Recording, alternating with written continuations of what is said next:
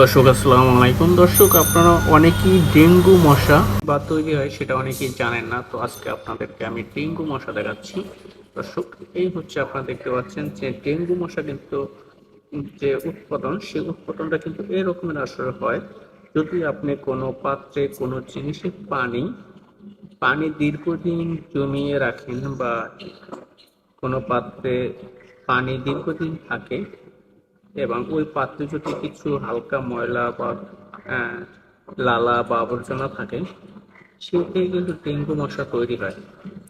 দর্শক, আপনারা এখানে দেখতে পাচ্ছেন যে এখানে কিন্তু ছোট ছোট পানির ভিতরে কিন্তু ছোট ছোট লাফাচ্ছে। এটা আপনাদেরকে আমি দেখাই, দেখুন। এই কিন্তু ছোট ছোট লাফাচ্ছে। আসলে এইগুলো কিন্তু ডেঙ্গু মশা, অ্যাসিড মশা, এটাকে বলি আমরা অ্যাসিড মশা। এই সেই অ্যাসিড মশা তৈরি হয় এই পানি থেকে। তো দর্শক, আমরা যারা আছি তারা একটু সচেতন থাকার চেষ্টা করব।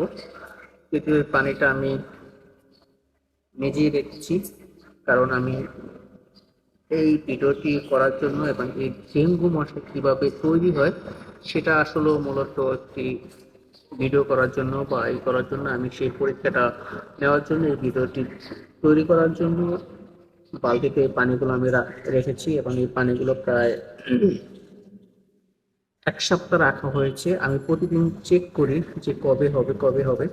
তো আজকে সেই ফাইনালে আজকে সেই জিনিসটা দেখতে পাচ্ছি এবং এখানে কিন্তু অনেকগুলো অনেকগুলো ডেঙ্গু মশা আমরা দেখতে পাচ্ছি যে এসিড মশা তৈরি হচ্ছে। দর্শক, আপনারা যদি একটু লক্ষ্য করেন যে অনেকগুলো কিন্তু এসিড মশা তৈরি হচ্ছে। দর্শক, এখানে দেখুন যে চারোপাশে কিন্তু আসলে দেখা যাচ্ছে ছোট ছোট।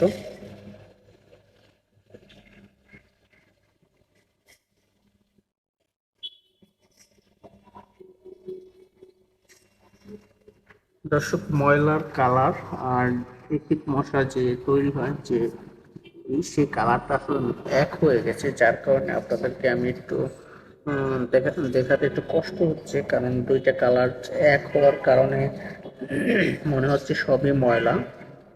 কারণ যেহেতু মোবাইল দিয়ে করা, তো সব মনে হচ্ছে যে ময়লা। এই দেখুন, এই যে সাইডে লেগে আছে, এই যে লড়াচড়া করতেছে, এই যে সাইডে সাইডে লেগে আছে, সব এসিড মশা। দর্শক, তো এই এসিড মশা থেকে আমরা দূরত থাকার চেষ্টা করব এবং এসিড মশা থেকে এই বিপদ থেকে আমরা সব সময় সচেতন থাকার চেষ্টা করব। দর্শক, তো আজকে আমার এই ভিডিওটি ছিল এই ডেঙ্গু মশা, এসিড মশা কীভাবে তৈরি হয় সেটা নিয়ে। তো আমি সেই ভিডিওটি করলাম।